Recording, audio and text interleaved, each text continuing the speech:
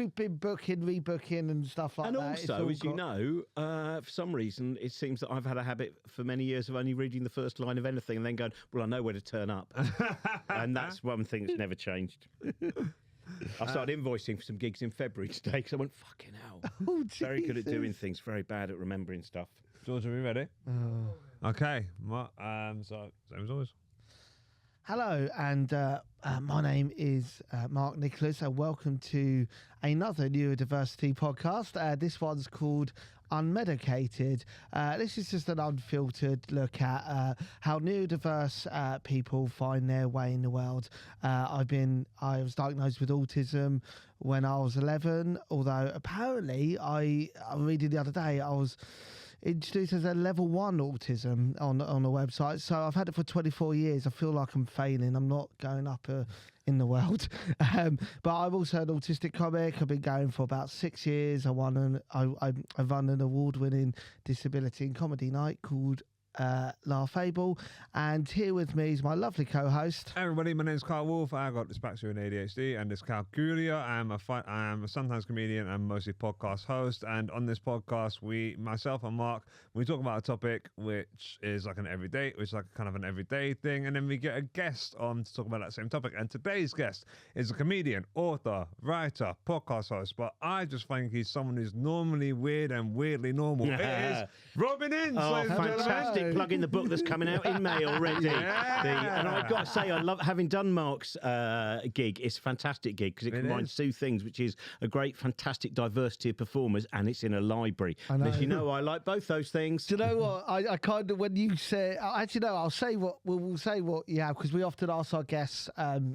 You can ask because you always ask. Because this is the bit where we kind of got like a little thing going back and forth. He says something. Basically, I'm the Andy Richter and he's the Conan O'Brien, but I've got a couple of things to say. So the first thing I've got to say to you is, what do you got, Ant? What do you got? Well, I think, as far as I know, it's ADHD. Cool. But it's like so many things. There seems to be a collision of so many other things. It's got a lot of cousins, hasn't it? Yeah, and it is that bit where someone, the idea that there's all of these separate issues, and you go, well, they're not. They're a single brain, and I think a lot of the wiring in that is the thing that may well be some of the dyspraxia and some of the autism and some of the ADHD. So I was very lucky. There's hopefully you know Jamie, as in Jamie and Lion, who wonderful podcast on autism, and he got in contact with me by he just noticed over 10 years a rhythm of the language I used on social media and the way I performed, and he sent me a text, sent me a DM. I'd never met him. He said, I hope this isn't rude, but would you like to talk about the neurodivergent model? And I said yes. And one thing led to another. And I've then had an official kind of diet, which I hated having done, but because I didn't really need one on top of Jamie, because Jamie knew exactly what he was talking about. Wow. Yeah, but that's what I was about to say before. Like, we met through the fact that you were wanting to do more gigs in libraries, and you were just recently going on your ADHD journey. I was like, that explains a lot in the lovely, nicest way possible. Although I had to get you on because, I've been following your work for years. It's fantastic. And it kind of, because I remember seeing you, I think 4 or 5 times in a year, and each show was different. And I think that's how your mind. It's almost like you've got something which means that you lose focus on things quite easily. You see, that's the thing that I've found since being 52 and a half and actually finding out about kind of, even though I know we've talked about this before, Mark, but audiences for 20 years would come up to me. I would have so many different neurodivergent people saying, because they'd spotted, but I was like, nah. And even in one of the first books I wrote, I said a lot of people say that they think I'm ADHD when I'm on stage, but I think it's just what happens when I'm on stage. And I've found all these different things. And but it's really the greatest freedom that's come is I used to be so cross with the fact that I failed to do a show again. Didn't matter how well it went. It had not been the show that I imagined it was going to be on the train there. And then I felt that I'd let people down. And now I don't have to, there's no prepping. I turn up somewhere. They went, do you remember we've booked you to do this show? I go, oh, brilliant. I'll keep it on that kind of subject. And the freedom to not always hear that negative voice that says, oh, you're letting the audience down. Oh, that person looks like they're a little bit annoyed by you, and all of that stuff. That is an absolute joy for me. So as I say, when you got your diagnosis or when you went on that journey, did you feel like it was this sort of moment where you were like, okay, the shackles are off now, I can truly be myself? Or was it a bit more complex than that. Well, the first bit, in terms of the shackles, the first thing when I finished talking to Jamie, the first thing I went, or even during it, I suddenly went, "You idiot! How would you not realise that the audience that came back weren't coming back waiting for you to do a linear narrative and then leave for the last time, going, finally he's done it. They were coming back for precisely the things I was beating myself up about, which was the fact that the moment I see one connection, you grab that connection, and then that connection before you get to, it's a story I used to tell on stage.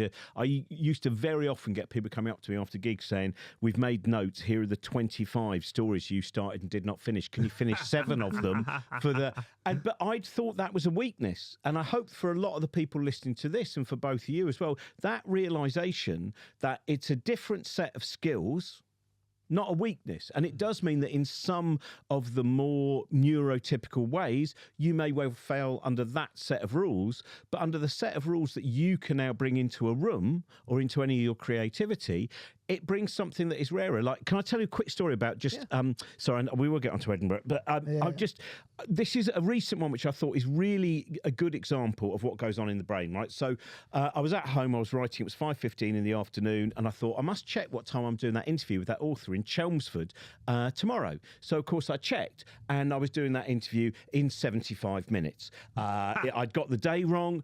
I was like, oh my God. It was a brilliant author called Sarah Perry. My brain just exploded into that total meltdown, that total self-hating, not self-loathing, because I think loathing is, I loathe that, whereas hating is going, you idiot, you idiot.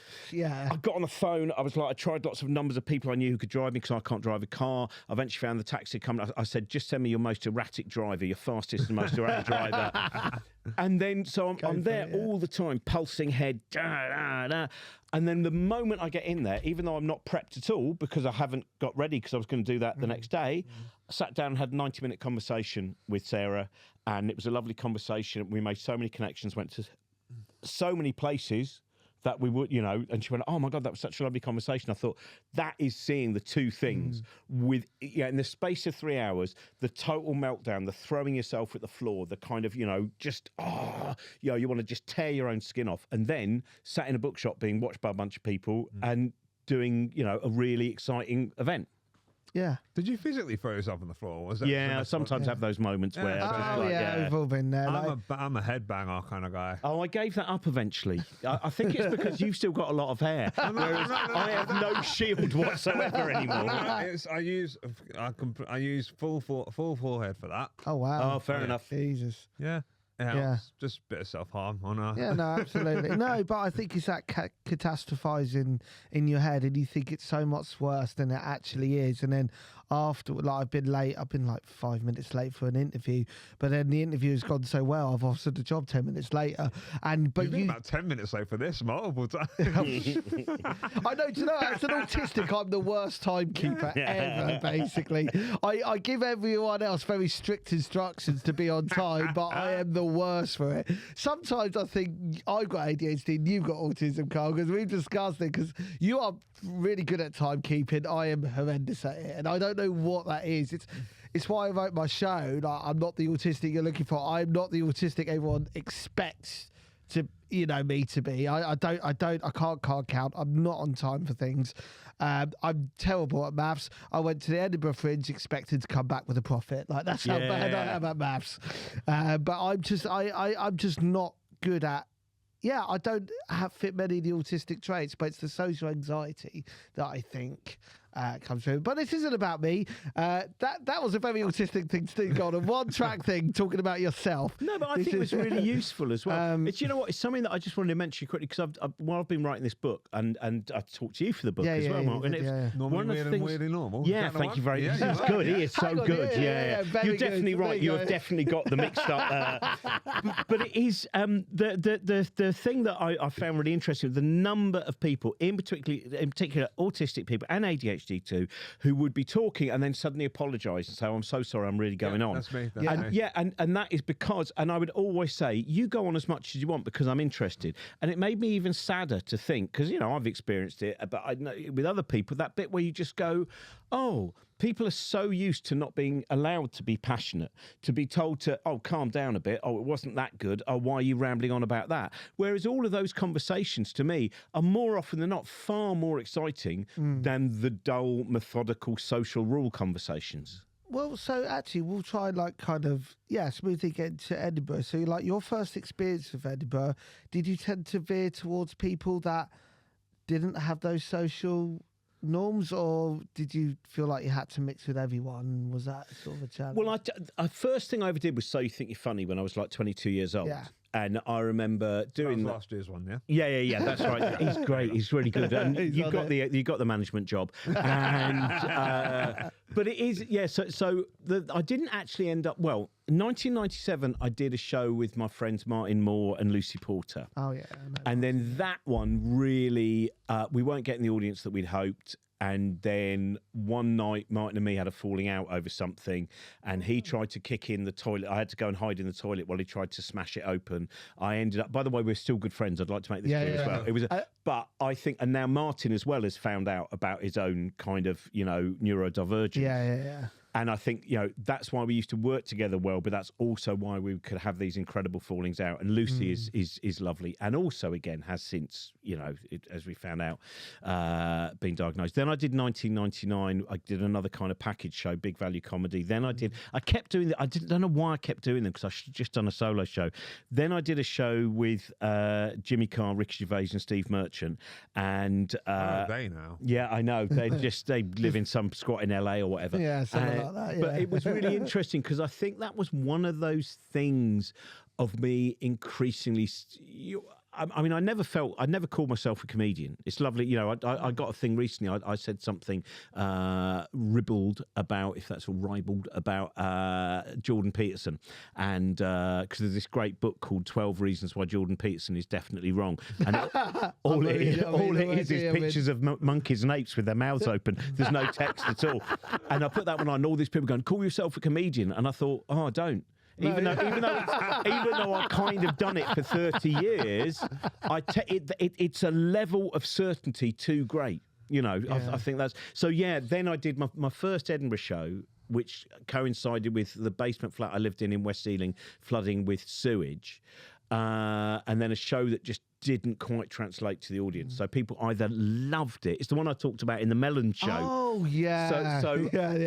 In this show I did this year, which started with me punching a melon with Vernon Kay's face drawn on it, and then just continued to go through, up and up and up from there. But it was a show that a lot of people just didn't get at all, and I didn't want to give any nods and winks to show that it was all pretend, because it was more interesting to me. And I used to. I couldn't talk in between shows.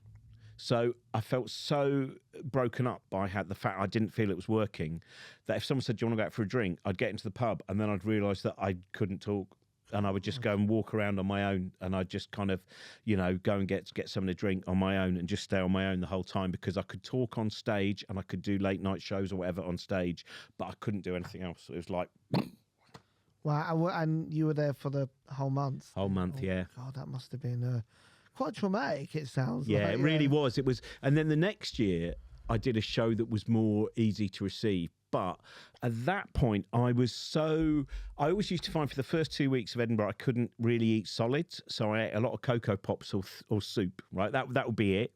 And then I would always walk the long way round to the venue. So I didn't have to walk past any walls where there might be reviews, because I would either see there were no reviews, or I would see a review that, even though it had been put on the wall, somehow dented me or made me confused about what I was doing, or made me feel... So I would have these incredible kind of different things to avoid. And that probably went on until I started doing the free Fringe, because I used to walk off stage after a gig, and I would then put my fingers in my ear and just hum, just in case I heard someone walking out and going, "Oh, well, that wasn't very good," or "I didn't like that." And then one year, I think it was just after my son had been born, and I thought, I think I'd done 1 year of the free Fringe, but I just loved the idea of the free Fringe. Yeah. And people saying, "Oh God, don't do that," because people will wonder why you're doing it, because of career and all that stuff. And in fact, now it's quite an acceptable thing to do. But at that point, there were very few comics who'd actually, were professional comics doing it. And that was that was really opened up because you're holding a bucket afterwards for people to money in, and you're talking to people all the time. And now I normally talk to the audience when they're coming into a gig as well. I'm normally on stage, and that really helped start to break down that fear. And you just found like the free festival was, say, maybe sort of more accommodated, less pressure than the paid venues, I assume. Like, yeah, the personal pressure was different, but I mean, the beautiful thing about it is it never matters to me whether an audience have not paid anything or have paid money, whatever, because, and sometimes people go, oh, wouldn't it change that? Well, I think if you're a performer, I was talking with Jeremy Dyson from the League about this the other day, where you have performers that come from love and you have performers that come from ego, and obviously there's ego in all of it. But if what you do, the starting seed of it was love, you never, you want the audience to have a great time. You want the audience, and you want to create the best thing possible. And it doesn't matter if it's 12 people for a free gig in a library. I never turn up to anything and go, oh, it's just one of those little gigs. I always want if I go to your library, or if the other day I was doing a gig at the Palladium, and it's like, it doesn't matter. There's no change in my mindset, which is I'm now excited to get on stage. With your one, more worried, because I'm thinking, you get that little bit of imposter syndrome. You get that little bit of, all of those things. And what I will say about my one, what I remember is like Rhonda, who's the events manager at the library, she's been so supportive. When I got there, all your books were like it was a shrine sort of thing. I was like, Rhonda, what are you doing? He's going to think I'm weird. It was just this. And then, oh my God, I was so embarrassed afterwards because the way I introduced you, I said, oh, he was one of my comedy heroes growing up. Please welcome to Saints Robin Ince. And he just turned around and went, well, that makes me feel old. Yeah. And I was like, oh my God. But no, I love things like that. I love that whole, I can't not accept the fact I've been around for 32 years, How old are you? I'm 34. Exactly. When you were 2, I'd started gigging. And my God. Wow, I remember years incredible. ago doing a thing for FHM, not my natural home. And sure. Yeah. He's a proper lad, you can tell, can't you? And it was a bunch of comedians dressing up in different, it was meant to be kind of fashion shoot, I think. And literally the moment they saw me, they were like, booked him, and they dressed me as a kind of librarian, really. They found the things. And when I got interviewed, they said, how old are you? And I said, well, by the time this issue goes out, I'll be 40, and I can tell you now that I'm the only comedian that's going to tell their real age. And I was right. 2 comedians that are both 5 years older than me were 32 and 34. Oh, wow. And as you know, I'm 22. Oh, yes, you are. 22. Oh, God. But so what was, like, if you could go back now and redo Edinburgh, and you're in your more comfortable neurodivergent self, what would you do differently? I know it's hard to look back and you should never have any regrets because it builds you as a person. Yeah. But what would you think you do differently to now that you know? Because back then you didn't know what was all these thoughts and these intrusive stuff that was going on and holding your ears. And now that you know all that, if you go back, and how would you manage that as a neurodivergent person? Well, I think one of the big things that would be different was it would probably also mean all of my friends that I was hanging around with knew about their neurodivergence as well, and I think we would feel stronger as a group. I've always, as you know, been very close to Josie Long for many years, and there's a friend of mine, Joe Turbot, who I first saw tap dancing in a late night cabaret show, and I thought, she's an amazing tap dancer. And I went straight up to her and I said, hello, my name's Robin. I'm currently doing a show at the Edinburgh Festival where I'm reading out from Mills and Boon's books from the 1970s, generally kind of ones involving farmers and some with lighthouse keepers. And then also there's some giant killer crab novels as well. And I think your tap dancing will be amazing for some of the Mills and Boon kind of moments and some of the times that the crabs attack on the beach. Would you like to come and do the show? And she went, yeah. And now, of course, we look back and we realise that's not a neurotypical opening and not a neurotypical reply, which is yes. And she has now also gone on her own journey. Yeah. And the biggest difference, this is a social difference, but I think it would feed so much into the power that you feel when you're performing, is we still get on. If you looked from the outside, we don't look that dissimilar. We're laughing, we're having a great time, we're both extremely passionate about stuff. But both of us don't individually have in our head, oh God, Joe must think I'm an idiot. Why am I talking about that? Does she think that was a bad thing to say? Does that? And she had exactly the same. Now, as you know, when you no longer, if you can sit with someone and you not have that other bit of anxiety, that other battle. So I think that would be one difference. But as I mentioned in the Mellon show, one of the things was the Mellon show made me realise that I had spent too long. And I think this years later realised it. So as a comedian, I'd started to try and turn myself into the shape of what I thought the comedy industry required. As a human being, I was often battling by trying to turn myself into the shape of what you're meant to be in the social world. So I think, there is quite a comparison in those two moments, really. And I think the Edinburgh Fringe is definitely becoming more accepting of neurodiversity. Like I mentioned this in our singular podcast as I can't remember about that. Yeah. But definitely ADHD then. No, but so for instance, Laughing Hall, Spa 50, I know there's a rival with PPH and I just don't like to get in the middle of that. And they're both trying to do the right thing in different ways, I think. But anyway, from my perspective, when Laughing Halls, Alex Petty this year at Bar 50 had sentry boxes for people to go and collect at a quiet room where people can go and sort of wind down and chill. And there's definitely been more of a push, definitely from the Free Festival point of view, to try and make things more neurodivergent friendly. But I think whatever you do, it's still going to be overwhelming, because even though I had the supportive crowd with me, I had my friends who all neurodivergent as well, as you said, when you have realised it, and there's no filter, no inhibitions, you can just be yourself. It was still overwhelming, the crowds and everything, and just flying every day trying to get people into shows when especially when you're starting out as well and you're trying to establish yourself. And now social media is full of reviews as well, so you're just like, you can't escape a wall. It's like when you click on Facebook, oh my God, that's it. So I think even though there's certain organisations that are trying to make things more neurodivergent friendly, I think Edinburgh Fringe, I think the problem with the festival is, I think it's still that pressure, it's still the people, it's still the overwhelmingness of it. Yeah, I don't think you can escape that. You can't. I think it should be cheaper. I think it should be more open to artists, because I think that is one of the problems as well, is you go in there and even if you're doing it in the cheapest way possible, the likelihood of coming out without debt now is harder and harder for people. But I do think one of the it's a great test of camaraderie. Because one of the things that I always make little notes of, not just when I'm at the Fringe, when I'm not at the Fringe and I'm looking at social media, is people who never mention anyone else's show. And the big difference between those people who go, it's no threat to say, go and see Mark Nicholas's show. You know what? It might turn out it clashes with mine and they go and see Mark's show instead. And I don't mind, because I'm glad they saw Mark. Yeah, and that bit, it's never going to destroy the audience you have. And that sense of just, because I think that's one of the first things that I learned was when I was doing the really difficult show, the first time I did the award-winning Robin Ince star of The Office Series 1, Episode 5, first bit.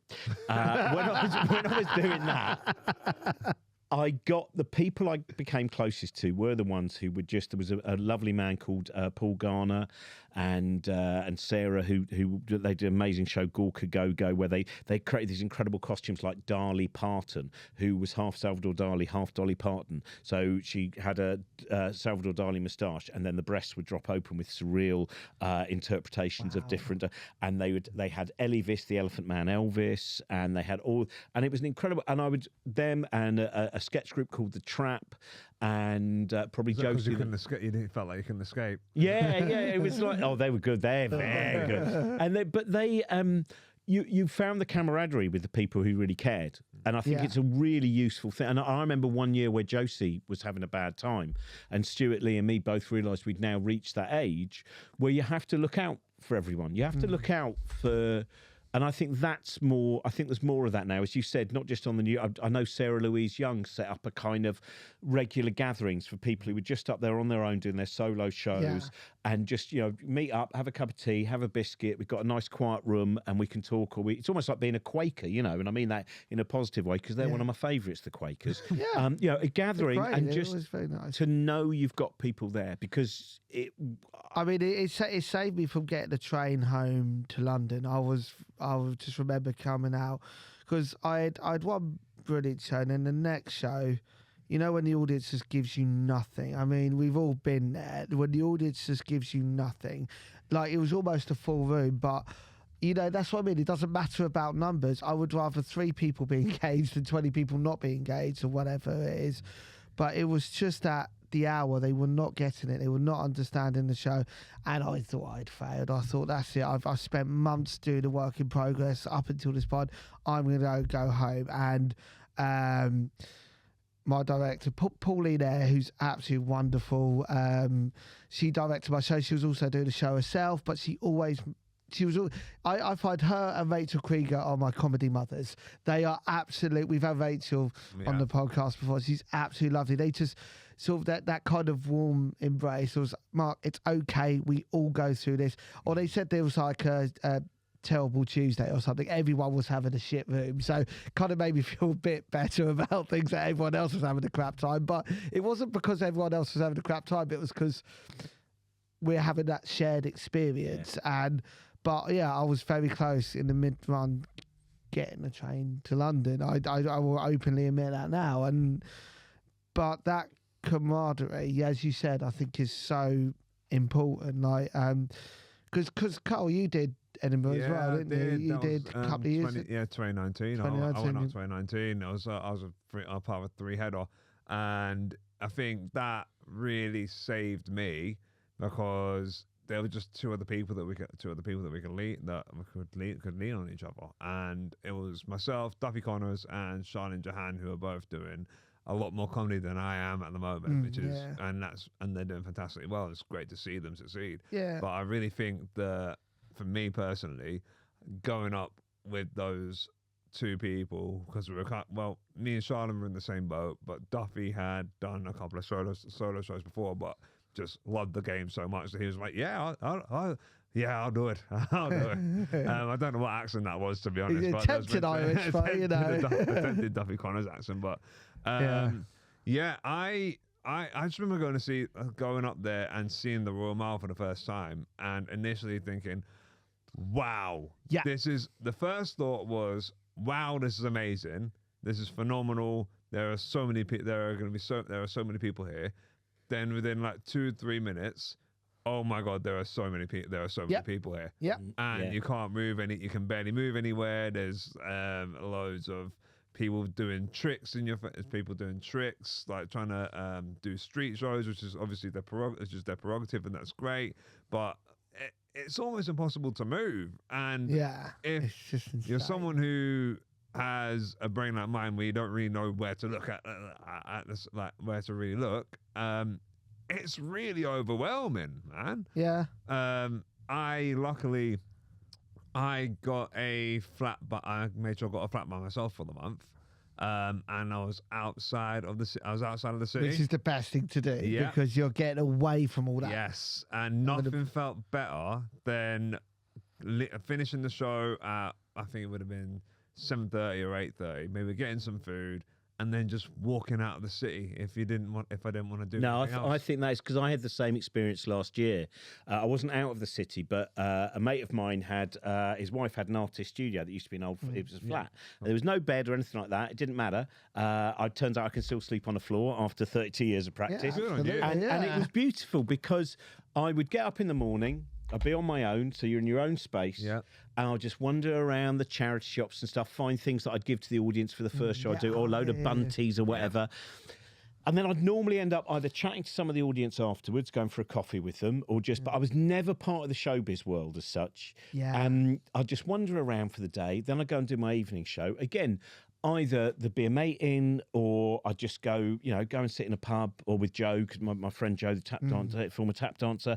Then I'd just be back on my own and removing. I mean, I was lucky. I had a really lovely time, but I thought it's weird because this isn't like doing the Edinburgh Fringe. This is like me doing some shows and not having to get on the train every day. And I loved it. But if someone said, do you want to come to, it's like the first, I might have talked about that. I don't know. I sometimes talked about this in the Mellon show, but the point of realizing I was definitely moving moving in the right direction. I was sharing a flat with a lovely person called Carrie Quinlan, who used to do comedy, she's a writer, lots of different things. And I finally got a ticket to the Perrier party, which at that time was the big party, the Edinburgh Award party, right? It still is, though, isn't it? Or is it Yeah, I don't know if it's a party anymore, but, you know, it used to... I think Gilded Balloon have some things going on. Yeah, there's various, but it was like, you know, oh my God, you got a ticket to that, you got a ticket to that. And then I thought, I don't really want to go. Yeah. And I told her, and someone said, what do you mean you're not going to go? I said, I've got a better idea. I've got a new bottle of whiskey, and me and Carrie are going to sit and spend the rest of the evening finding every version we can of the song "The First Cut Is the Deepest," and we'll decide which is the best version. And he said, "Can I have your ticket?" I went, "Yeah, you can." And at no point did I go, you know, that fear of missing out. I think you have talked about this. Yeah, I remember, and it's getting rid of that. And I've got to say, that's another thing that I would say I've personally found from having a better instruction manual for my mind. I very rarely get a fear of missing out. I don't feel, I should be there or I should be there, you know, in terms of parties or whatever. And in fact, one thing I found, the rare time I do go to parties, my wife goes, I want to go to a party, but I'm a bit nervous when I get in there. And I'll go along with you. And then once everyone looks comfortable, I just go and stand in the garden. Yeah. You know, and that is an incredible, you know, like you talking about being on your own, that one of the things I think very often when a neurodivergent person in a party is such an overload and you don't feel you're allowed to just go outside and just stand there. I mean, this is the thing. So the first, I think maybe the second year I went, I was helping with this. You were on my show at one point. Yeah, I was on your show. I remember. That was... But the thing is, I went there for a week and I thought, oh, Edinburgh's amazing. The next year I went for a month. I thought, oh my God, this is. No, so the first year I did a month, I was mainly helping out on a kids show created by my friend Benny Shakes, Blue Badge Buds. It's a disability awareness game show. It's a wonderful show. We were at the Pleasance, right? We were invited to the Pleasance after party, and I was just there like, oh my God, this is too much. I can't, because you're expected to network and talk shit and talk industry, and I had never done that before. And then I was invited to this Dave after party set up by Day, and it was okay, but it was just like, yeah, you're expected just to smooch with people. And what was the food like at those parties? Sorry. Well, Dave after party. And then I apologise for that. I actually genuinely want to know what the food was like. Dave after party, there was like pizza, whatever. There was just like fast foody stuff. And it was weird. They must have had a hell of a budget, because they had like a mini golf section, they had a bowling section. I mean, they really went all out, and you saw all the TV stars there coming in and out, and oh God, yeah. Do you know what? I'm going to say this story because it's hilarious. He won't mind me. So, me and Benny's agent introduced us to Jack Whitehall, right? And so I don't know how he reacted, but Benny, I love Benny because he has no filter. He doesn't care what level you are on. He's just himself, and I love it, right? And he goes up to Jack. He goes, "You're right, Jack. I like your dad, but I think you're a bit of a wally," right? And then he says to Jack, "Do you know? I'm not sure if I've asked you, because he's got cerebral palsy, so he has a speech problem, right?" And he said to Jack, "Do you know the way you sound? Are you sure you don't have a disability?" And we're there having a picture with Jack, and he whispers this to Jack, and you can just see the awkwardness of Jack Whitehall going, "Who the fuck is this guy?" But I love it because Benny was like, "Do you know what? I don't care what level you're at. I'm having a laugh here." Like, and so maybe that's to his detriment, maybe it's not, but I think it's such a. And that's when I thought, yeah, do you know what? He's the right person I'm doing the work with, because I just didn't care. But because I used to get so, oh my God, these people are so on a level. Like when I met you, Robin, I was like, oh my God, he's such on a level. But actually, when you break it down, we've all been in gigs in pubs, we've all started in the same place, and it's that.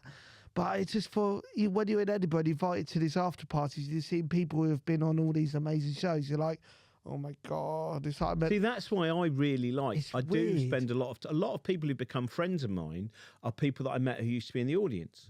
Yeah, and I love they're the best because people, it's like you go out a lot, like and initially they're like going, "Well, you're going to go for a drink?" I go, yeah. And then of course that that side of it, you know, I mean, like it seems sad now that you don't worship me as much as you used to, because I did enjoy that level of praise. Do you know what? Do you know what? I've got the shrine on. Like Rhonda's got it. So as long as you not got rid of the shrine, because that would come back in December.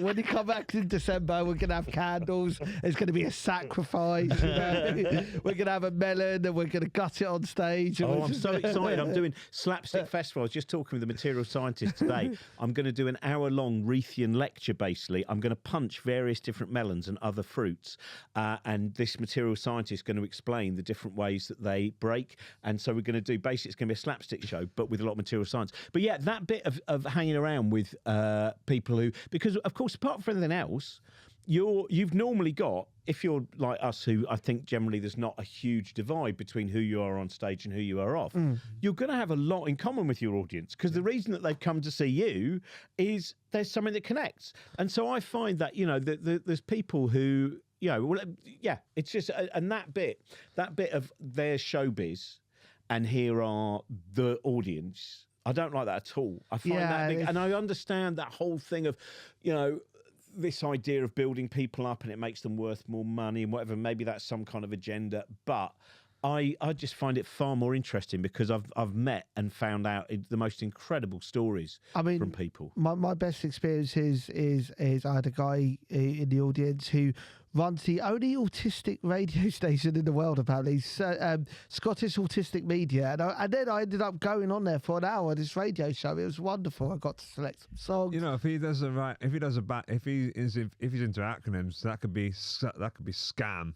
So, I mean, it is called Sam, so yeah, if you put a C in there. And then I met a PhD student who, I'm not kidding, was doing her dissertation on autism and comedy and masking, and it was just like, wow, so you've come in here very specifically. And so I think she interviewed me, Joe Wells, a host of others, and then we met up for coffee, and then I was part of this PhD research. And so they're the two most interesting things, not all these after party showbiz. The masking thing's very interesting, isn't it? Because I think that does play directly into what stand-up is. Yes. Which is, how much are you pretending to be someone else? Now, of course, sometimes you are literally a character comic, so I don't mean that, but I mean, you know, there's always that embarrassing moment if I go and get my hair cut, if the barber goes, you work in comedy, don't you? Do you know this person? They're one of my favourites. And you go, I better lie that they're really nice. They're not.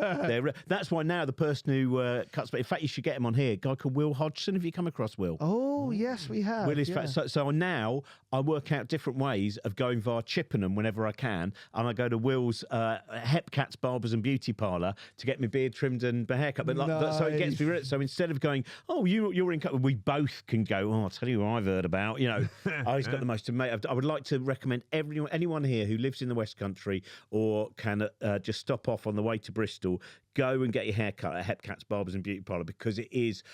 The whole place is like a museum as well. It's the most magical. It's just filled with. He's a big wrestling fan. He's a big fan of Dolly Parton. He's got an old, and it is, you know, it's the most beautiful kind of overload again of, you know, he's or I say he, so I should say they. You know, they're non-binary neurodivergent barber who does a very good job of trimming a beard.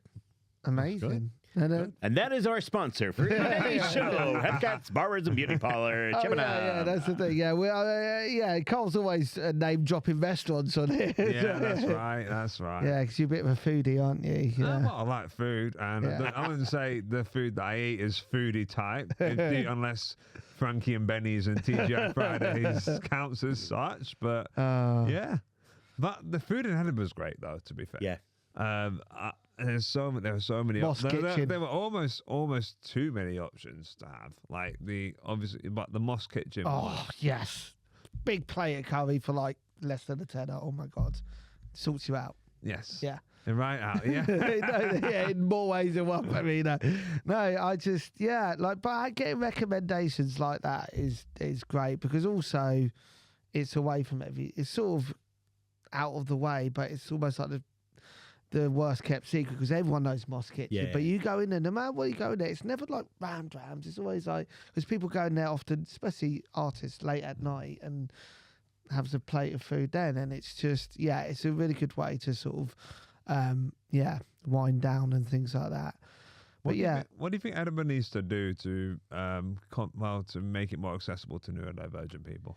Well, I mean, I think one of the things is, apart from I keep going back to it, but it's so expensive. It therefore immediately limits people's options because people are so worried about losing money that, I would love to see not just neurodivergent, but also I would love to see more signing at gigs. I think that would be a fantastic thing to see. I would love it. There are still gigs just on that level. There's still the problem with accessibility in a lot of the smaller venues. But I think it's something that will never be sorted by the institution. It will be sorted by us as a group of people creating the spaces ourselves, and every now and again saying this isn't good enough and noticing those things because I don't know. I feel it is, I suppose, because I have no confidence in government generally, that in the end you go, the best thing is because what you then end up is that you'll get an organisation that just then does its box ticking thing. And it's not driven by the true needs. And I mean, I think it's going to change anyway, like you were saying, because I mean, in comedy, I know it's the cliche now, but it is really true that there are, talking to Ed Byrne, and Ed Byrne is a successful comedian, and has been for many years, but I can still see the relief he has. And the fact that what he must have been battling with his mind as a successful comedian, he still was going through all that stuff. And now his ADHD understanding of his mind. Wow. And I know that people will say, it's like when I've been putting up every now and again little bits from this book that I've, what's it called again? Call him out. But yeah, when I've been putting, I would often get people saying, but isn't that everyone? Which I'm sure you've heard lots of isn't that everyone? Yeah. And I said, Spectator wrote an awful article about Edinburgh Fringe and neurodiversity. Don't get me started. I mean, again, there's also the mainstream media is never a place to look. It's a horrible place. We'll find much more interesting places to go than there. You know what I mean? It's like that. But I think there's that thing where. If it does turn out that's everyone, well, that definitely means we have to change society. Yes. Because it means there's an enormous number of people. That means everyone is dealing with a level of negativity in their daily life, which can be overwhelming, and the masking they're doing is exhausting them and probably bringing them, to death sooner. Yeah. Right? Yeah. So that's if that is everyone. And if it's not everyone, well, so much of the beautiful things that exist in the world exist from minds that have previously been troubled or are troubled, or minds that are not seeing the world. It's that thing, isn't it? Which is, I think a lot of creativity, a lot of art and science comes from looking at the world and going, why is that doing that? Why is it like that? Why is that doing that? It's that thing of not being accepting. And I think that is, it's definitely, again, in a lot of different areas of neurodivergence, it's how many people do you know who just go, oh, that's just the way things are? It's a rare thing, isn't it? Because you're always going, why is that doing that? Why am I meant to be doing this? Why are they telling me to do that? And then we turn that into the weakness, going, oh, I'm the trouble. I'm the one who... And there's things like... neurodiverse review set up by Simon J, which actually specifically wants to review neurodiverse and disabled artists, because again, you talk about mainstream media, too much of it is the mainstream reviewers going in and not really getting the show and going, oh, he's just moaning about their neurodiversity, what's the point of this sort of thing, and they're not really understanding what you're trying to do there. And it's that kind of almost that but also being sort of a bit more understanding with that. Actually, when I did Meet the Press, what is better now is you can do a fast track, so neurodivergent and disabled people can go in first, and you just need to register on Eventbrite. It's free, and you get like special access queue. There are things like that. The Keep It Fringe Fund, which I full disclaimer I was a beneficiary from, is slightly addressing the issue, but again, there is so many like artists that could have benefited from that, aside from me and a handful of others. But yeah, financially, I think is a big one as well. And just I think it's being accepting of it. I think being accepted if someone's overwhelmed and going, I don't know. What would you change, Carl? What would I change? I would get rid of all shows in main bar rooms. Yes. Yeah, or every show has to have a room at the back of it so that an audience has to go there, and you're not competing with rugby weekend in an Irish bar, hypothetically speaking. Yeah. I don't know. I try and make flyering not a thing because I don't. God. Yeah, I hated flyering. Yeah. It's not that. Did you ever fly for other people instead? Because that's what I found when I used to flyer. I'd swap flyers because it's really. I found it quite easy to stop people and tell them about my friend who was brilliant. But I found it really hard to go, hello, my name's Robin and that's a picture of me and my show. I don't really know what kind of... Yeah, this is... But that bit of selling a friend of yours is a really joyous thing because it's like you go, I really love their show. It's really great. And I've seen this. Yeah. Actually, that's something that I would happily do. I mean, we did this. We sort of did that with like one of the Laughing Horse group, like a collective of us. On the first day there, we went round swapping posters so that we can put up each other's posters around there. And it was set up by Leslie Gold. She's really, really great, and she's helped steer that. So Sean Davis, and there was a big group of us that went round and just sort of helping each other out with our posters. But the flying, I really like. That's a great idea, selling your friends fly, because I hate selling myself. It's I know I have to do it, but because with neurodivergent, we are our own biggest critics. And that actually, it goes back to what we said at the start, that intrusive thought. And why did I do that? I'm an awful person. Yeah. But so when you're selling your friends... I just think they should come and see me regardless. Yeah, exactly. Although I often turned into performers because my show was Star Wars themed. I ended up having I had a lightsaber fight on the Royal Mile because I thought, sod it, I'm just going to have fun with this. Have fun with it. I treated it like a performance, but yeah, it's just about managing that. Yeah, but flying shouldn't be. Also, I like the beginning of the show that I did in the daytime. I couldn't do it in the evening show because that started off with a different conceit. But because I was on stage when people were coming in, I would have flyers for people who I knew were doing brilliant shows but weren't getting audiences. So you just, and I think that's quite in one way that's quite a nice thing to do as well, because I think it breaks down. It's another way of breaking down the barrier between you and the audience, that they are just seeing you go, oh God, go and see Nick Wilt's show. It's amazing. He was, fought in the Falklands and he was only a kid and and all that stuff. And it was nice to know every now and again that there were, but I think the most important thing, I mean, I do think, the kind of some being able to go on a system where you can get some kind of financial help or whatever it might be. But I think the most is all the different ways of people finding proper camaraderie, not at the showbiz party, not in the bar, in those places where, like Sarah Louise Young was doing, and it sounds like Rachel Krieger and others as well, that bit of just going, that it's not a competition. That's like so many things are set up as a competition. Who's going to win? And that's so boring because, the delight when you see a friend of yours do really well. And that again, that's the difference between, does it come from ego or love? But you know what? I will admit, I loved it when friends were doing well. I really did love it. There was moments, and I felt so bad about it. Like all these friends there for the first time, like me, they're getting reviews and they're coming out with some great feedback. And then I was like, where's mine? And I hated thinking like that. And then I would feel awful about me But even that's normal. thinking. But that's That normal. is acceptable. That is acceptable. I don't think. I hated thinking Yeah, I hate that as well. There is a little bit, but it doesn't. What will turn you into that is if you never talk about your other friend's shows, if you never, all of that stuff, and the actual bit of going, I'm so glad for their success. Oh God, I'm not. And again, that feeds back into what we're talking about with the self-hate and all that kind of thing. I think you shouldn't feel bad, and you should. I know it's very. I say you shouldn't, obviously, emotionally, and all. We don't have much control over the mind. Stop thinking, brain. Stop it. Why are my frontal lobes in charge? Actually, my frontal lobes are quite boring when they're in charge all the time. But I do think it's those bits where you go, this is natural, this is normal, and this is because I want to create something, really good. I just wanted someone to appreciate.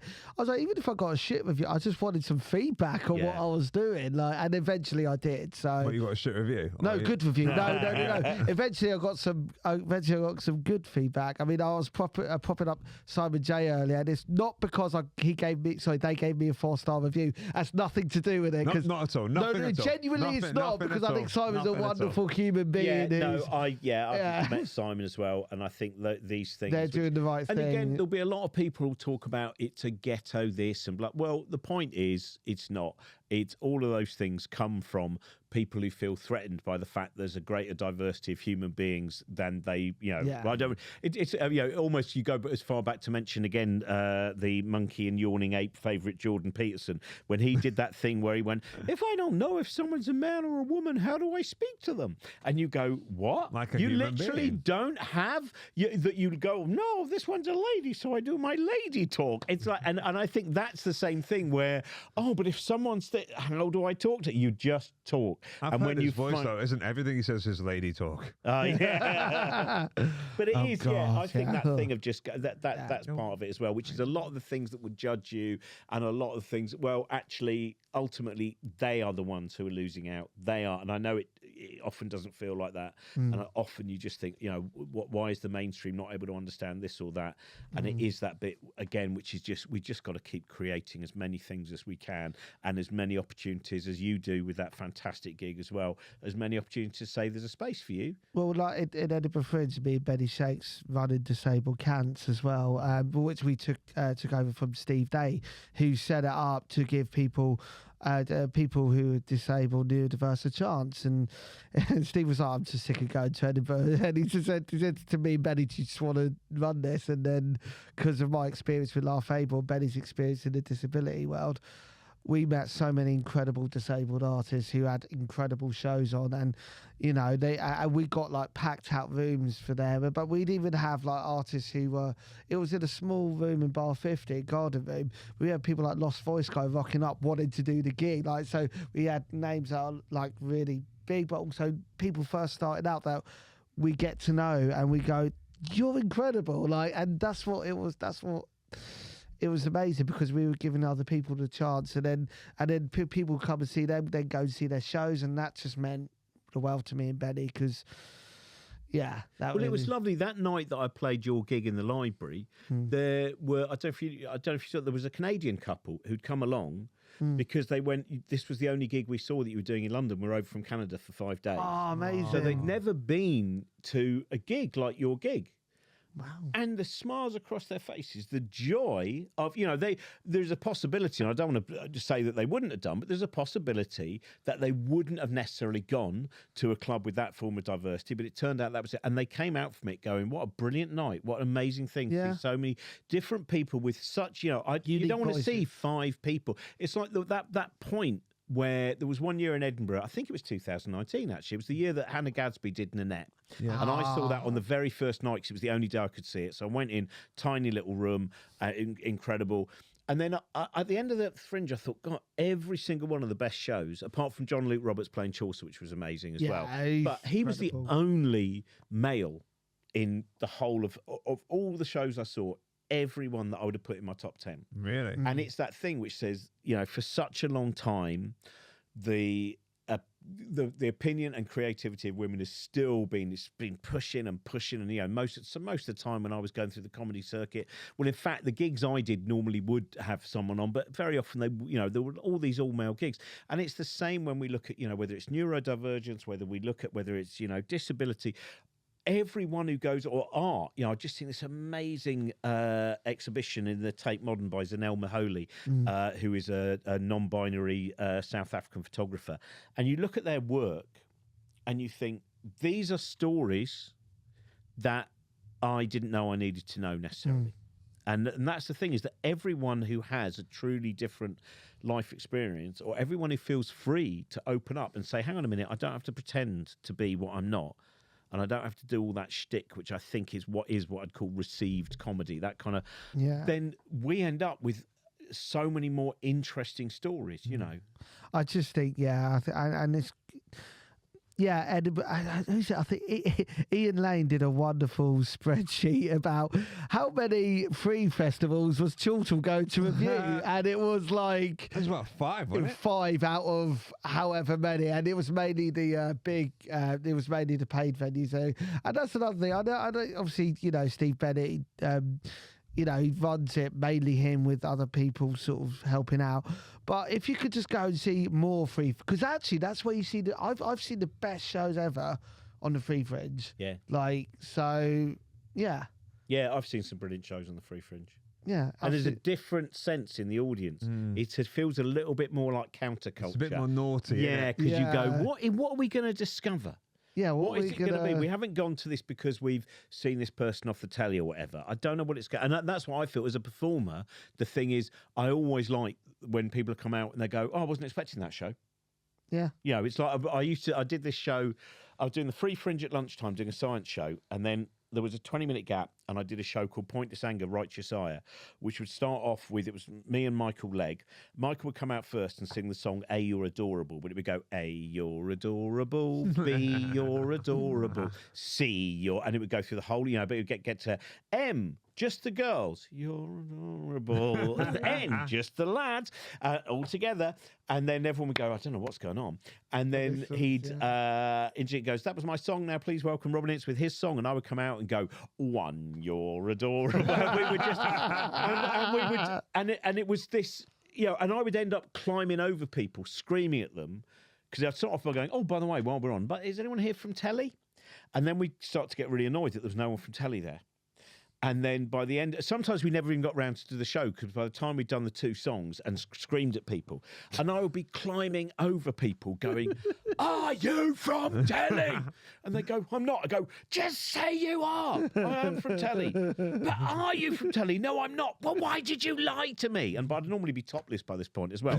And that's what I love. Again, that bit where you go, people are rich going, oh, I didn't see Robin Ince. He was just talking about Richard Feynman and another science. We should go and see his anger show as well. He now seems to be climbing on top of me in bizarre makeup, topless, screaming whether I'm from television. And more often than not, in fact, we only have had 2 walkouts, and they left an apology saying we hadn't realised how early the next show started. We never got a walkout because they didn't like it. That's bit of going, amazing. Right, take yourself to something or create something. If you're the artist, create something that the audience weren't expecting to see. If you're the audience, go and see something you really are not sure about. Yeah, I went. I gutted I didn't go see this, but I think John Robinson was doing a free festival show called The Human Hurricane or something, and it's just him for an hour just being John Robertson. And just I'd love to have seen that. Oh, because he's so good at improv. He's so good at just going with it. And again, he's basically screaming at people for an hour, but in a really heartwarming way. It's hard to describe. But yes, so we're Robin, way over. we're at the end of the podcast now. It's been absolutely lovely having you on. Oh, thank you. Could you look directly into that camera and just say to the people where they can find you, what you've got coming up? Oh, yeah. So, well, do you know what? I'm doing so many erratic things. I'll probably come into a library near you at some point. There's a new series of Infinite Monkey Cage. And, the thing that I really love doing, and I'll also be at Abertoir, the horror movie festival in Aberystwyth. Ooh, I love doing that. That's what I love about the variety of things. I was out doing this thing with Brian May, Rick Wakeman, Tony Hadley, some astronauts, Jane Goodall and Laurie Anderson. It was a science and music and astronomy show in Slovakia. And I then got a text just before I went on stage saying, would you come and do an hour-long show about the creepy Slugs books by Sean Hudson, this horror books guy. And I thought, that's my life. Yeah. Bye-bye, astronauts. I'm off to talk about slugs that were created by a strange mind in the 1970s. I love it. Where can we find you on social media as well? Oh, I'll tell you what, if you go to cosmicshambles.com, I normally put up on Instagram, Robin Ince 1969, I normally put up at least 1 new poem a day and a couple of bits and pieces. Yeah. So that's a good place to go. Instagram, Robin Ince 1969. Cool. Mark, where can they find you? So is this coming out December, yeah. September. So you would have missed late November, early December. So you would have missed my solo show in Nottingham. But actually, if you Search Laugh Able Comedy Night on the 18th of December. We've got a very familiar face on, Robin Ince, closing the show. Am I? Yeah. Oh, that's fun. I did I'm sure I put it in the diary. Well, do you know what? It's good finding out now. I've just ambushed you. I do it. get worried every now and again. Someone came up to him and looking forward to seeing you in Wolverhampton. I'm glad we could book you. And I was like, did I? And then I flicked through the diary. I went, oh yeah, I did. Yeah. So anyway, I'm looking forward to that. Yeah. It's gonna be lovely coming back. Yeah, so if you're in London, if you're in Wanstead area, check out Laugh Able Comedy Night. I also got a Linktree now, Mark Nicholas Linktree at Mark Nicholas, TikTok, Insta, M Nicholas on X, and I know I've still got an X, and I just want to. If you search all that, you'll see all my content and all the stuff I have coming up. And go. Okay, so I sometimes co-host a show on Flex FM. Ollie and Friends is on most Sundays. Sometimes I'm nice, sometimes I'm not.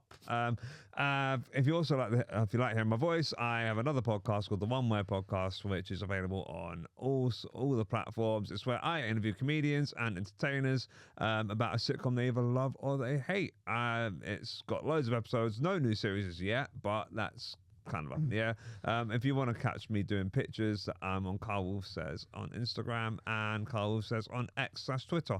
Right, it's been brilliant. Thank you very much. And please review this podcast. It's a very new podcast, and we just want to get as many listeners and traction as possible because we get so many wonderful guests on. Yeah, so rate it 5 stars, review it positively, and if you didn't like it, then lie. Thanks. Yeah. Right. Cheers. Thank you. Thanks, George. Bye. How long was that, George?